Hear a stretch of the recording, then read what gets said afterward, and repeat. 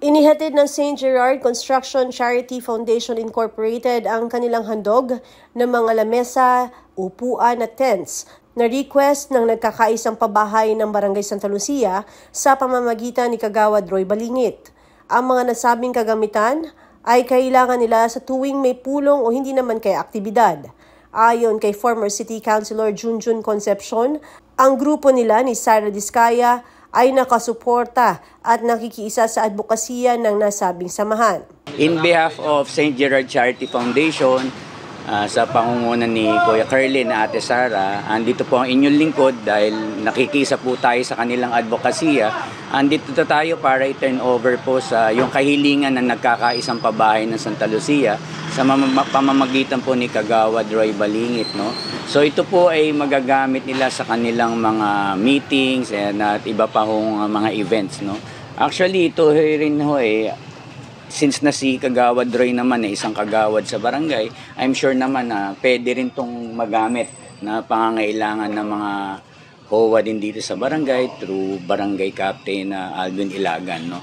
So yun, sa pamamagitan po na inyong lingkod, ako yung nagrepresenta po ng St. Gerard Charity Foundation. At ang St. Gerard Charity naman po ay syempre po walang tigil yung pagtulong. Ina-assess din naman kung sino yung mga dapat bigyan since na ito po ay isang malaking grupo at kailangan nila sa kanilang pagpupulong. So medyo na priority po natin yung kahilingan po na nagkakaisang pabahay ng Santa Lucia.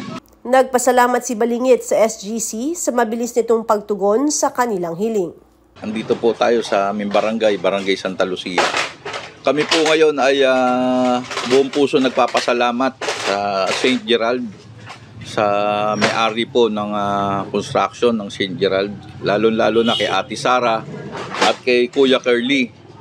At totoong malaking bagay po ito na itong kanilang mga binigay sa amin na upuan, tent, at pati ventilador, at ano pa ba to? Table, upuan, lamesa.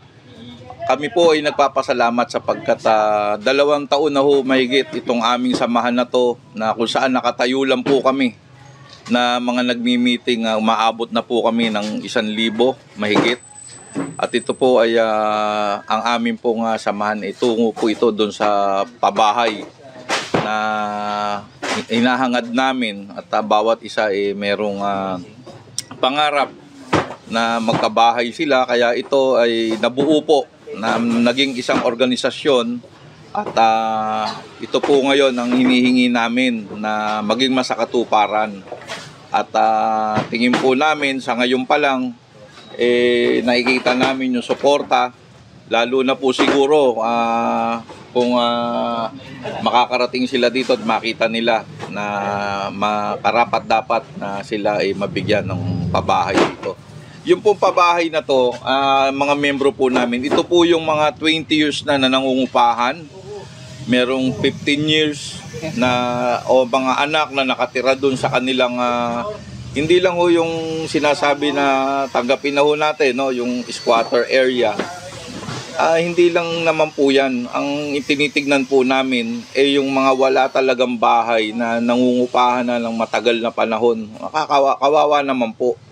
At may nakatira na may asawa na anak, na may asawa na at mga anak, kailangan na po na ito tugunan ng ating gobyerno.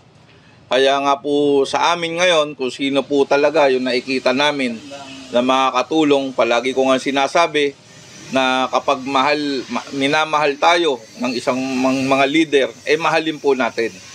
Napakaikli lang po nun at yun naman po ang katotohanan.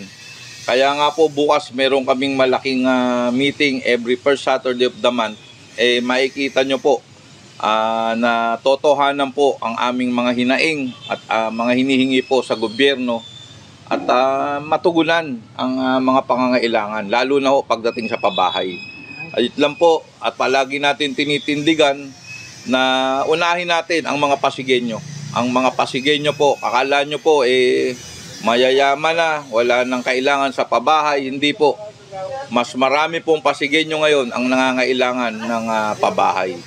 Ako si Luan Peñano para sa latest ng iNews Pasig.